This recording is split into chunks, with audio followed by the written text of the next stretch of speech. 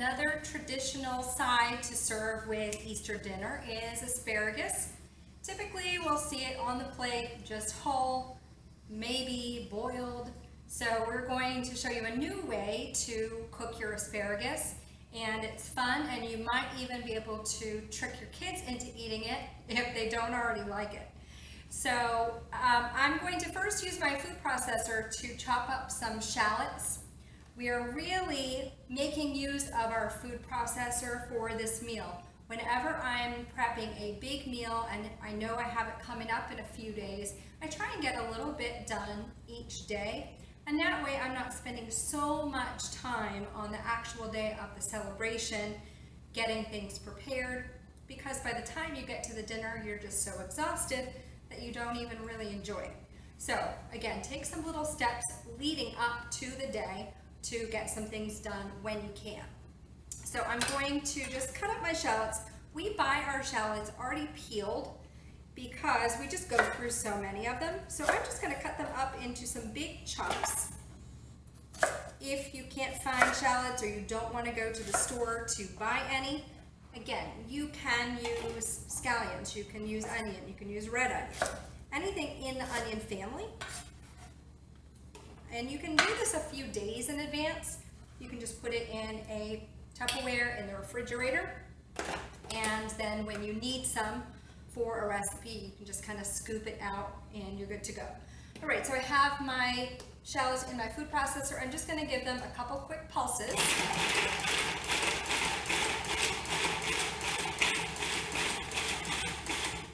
And perfect. They're a nice little small dice, about 1/4 of an inch, which is what we want for our asparagus. And so I'm going to cut my asparagus in about the same dimensions as my shallot.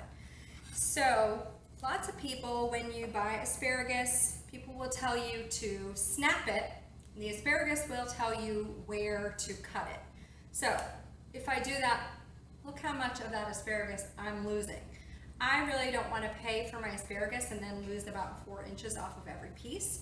So what we do want to do instead is just line the ends of your asparagus up, square them up, and then I'm just going to cut off about 1 inch off of the bottoms of my asparagus. Usually those little ends are pretty woody, so we definitely want to get rid of those.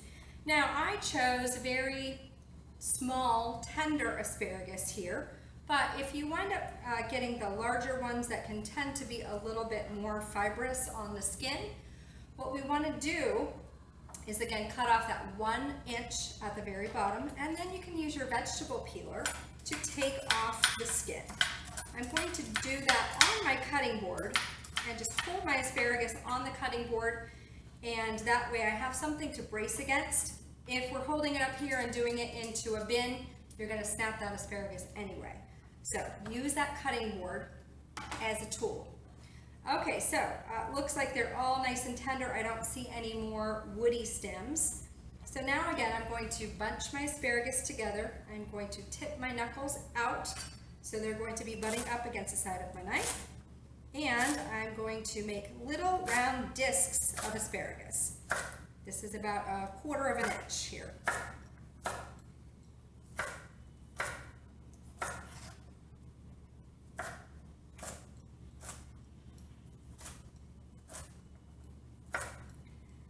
So asparagus is definitely traditional to serve at Easter. There is a reason for that, is because it's seasonal.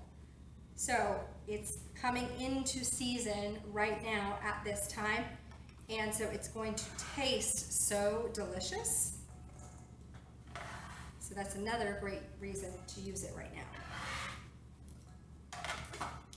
Okay, last thing I'm going to get prepared before I move to the stove is I'm going to zest my lemon. So we're using our microplane here, but if you have a different type of zester, obviously use what you have on hand. So we're just going to hold our zester flat on our cutting board, so I have something to brace against, and I'm going to move my lemon over my microplane while going back and forth. That way I'm just getting the very outer colored part of your fruit.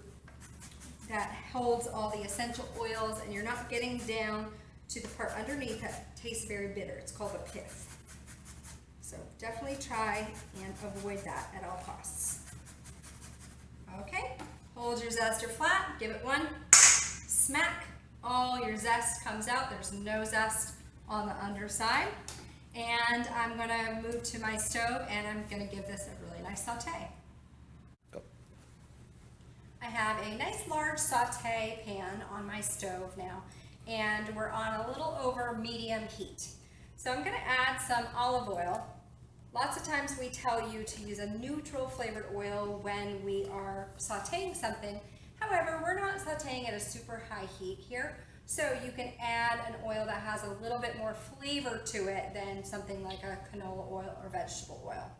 So the first thing I want to get in my pan is my shallots, or whatever onion you choose to use. All right, so we always want to start anything in the onion family cooking before we add anything else, because the onions have a little bit of sulfur to them. So you want to let that flavor dissipate before we add anything else to our pan. We also give a nice good chef's pinch of salt to our onions, and that helps them to release their moisture. It helps to break down the cell walls, so it helps them cook faster. So I'm going to let those get a little bit soft, and then I'll add my asparagus to the pan. So we can see now that our shallots have not only gotten soft, but they've also gotten a little bit browned. So that's all right. We actually like for them to get a little bit brown because that is developing the caramelization. I always say, especially to kids, what is caramel made out of? Sugar. Does sugar taste good? Yes. So it's okay to get a little bit browned on there. So I'm ready to add my asparagus now. And it's really not going to take very long to cook because the asparagus is cut so small. And it's a pretty tender vegetable anyway, so it does cook fast. So I just want to make sure that I mix it up with the shallots and the oil, and then spread it out into an even layer on the pan, and then leave it alone. We always see in classes that people want to move things in pans constantly. But if you don't leave it on the surface of the pan, we're not actually getting that really good contact that we need to physically cook.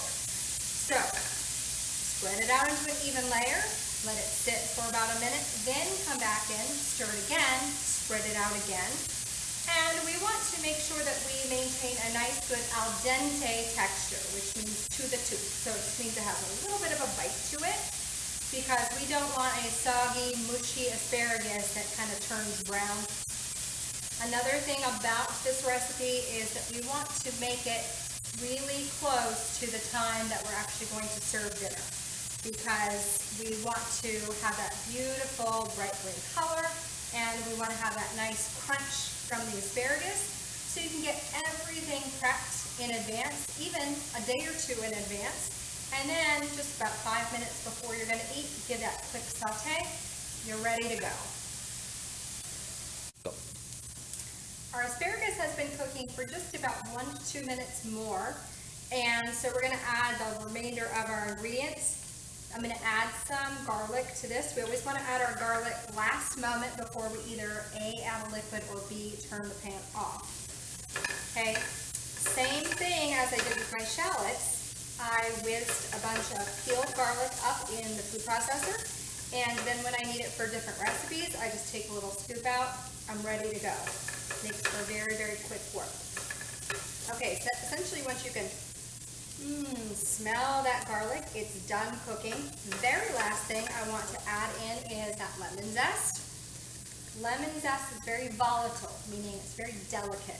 So we want to add it the last moment before we turn that pan off, so we get that beautiful aroma and also taste of the lemon essential oils. Okay, so pan is off.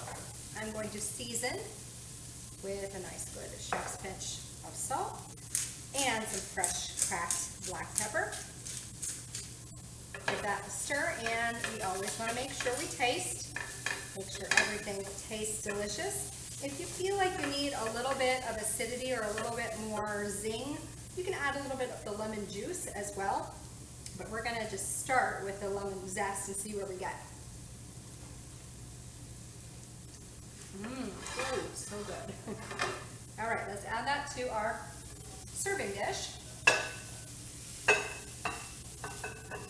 And then we're gonna top with a little bit of Parmesan cheese. If you wanna add any more herbs to this, you could do that as well. You could add some fresh parsley, fresh basil, a little bit of chive, whatever you want or whatever you have on hand.